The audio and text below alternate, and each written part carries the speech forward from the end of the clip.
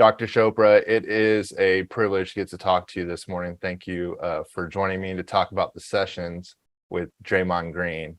I think a big part of when it comes to diving into ourselves within, into our minds, I think the greatest challenge really for someone like Draymond is just to begin, just to know that there is something wrong, maybe with anxiety or depression or something like that. So when you met with Draymond Green, what was that turning point you believe for him? I think it was very clear to me that he was very self-aware, that he recognized that he has a tendency to be reactive, and that if he watches his reaction before he reacts, then he can access a deeper level of awareness, which we call peak performance, which results in peak performance. So every great athlete has moments of those peak performance. The key is how to access them when you want to access them, and ultimately turn peak performance into peak living, which means at all times you cultivate a joyful, energetic body, a loving, compassionate heart, and a clear mind and lightness of spirit. When you have lightness of spirit, you're a great performer. I've gotten to the point of lightness spirit at many times in my life, thanks to the meditative guided sessions that you provide.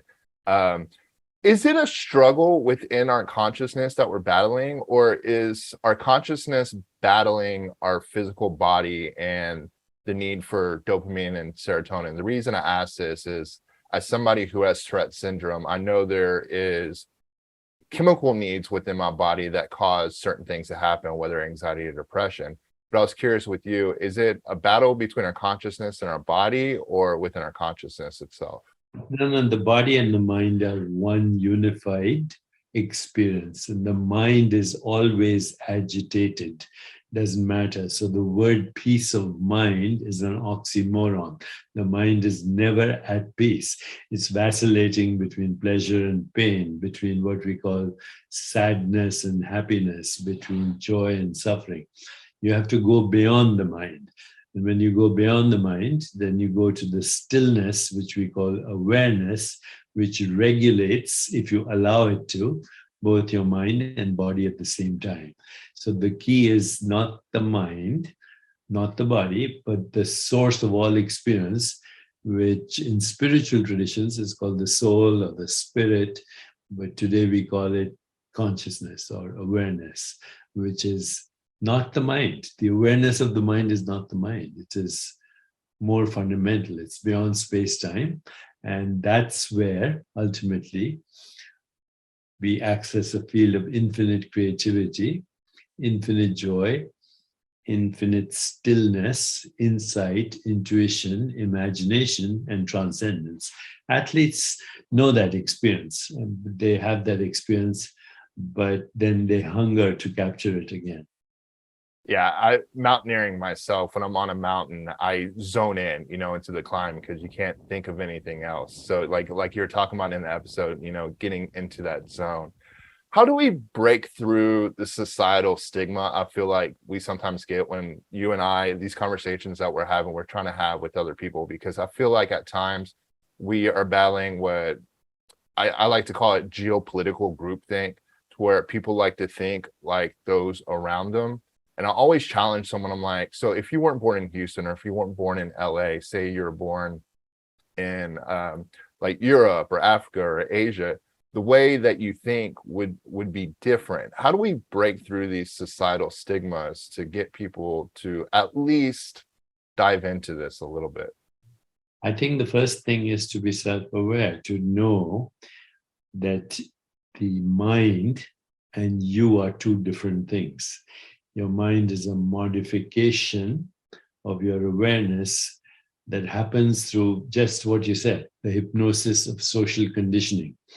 And social conditioning can be different in different parts of the world because of history, because of economics, because of religion, because of culture. And it actually limits your possibilities. So you have to go beyond the hypnosis of social conditioning. You have to learn to silence the mind, but you also have to learn how to observe yourself having an experience and observe yourself making a choice. So before you react, if you just press the pause button for 1 second and observe your reaction to react, then you're free. Otherwise, you're bamboozled to become a biological robot. That's what most of us are, biological robots, triggered by people and circumstance into predictable outcomes, and therefore lack of imagination and creativity and the ability to transcend, which is the essential human quest to find out who we are. Not a body, not a mind, but the awareness that is modifying itself into the changing experience of the mind, body, and the world. So it's a combination of dynamic activity and stillness inside, both at the same time. The best piece of advice I got in the episode was, just put your hands like this on, when you're going through those type of scenarios, and just slow down a little bit.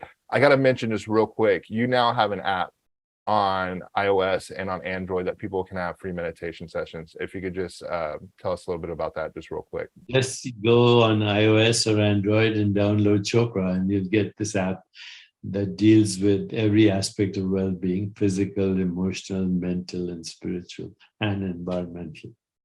Perfect. Dr. Chopra, I appreciate getting to talk with you today. And thank you for sharing your knowledge with the world. It's very appreciative, and it's helped me tremendously. So thank you for having me, John. Thank you very much.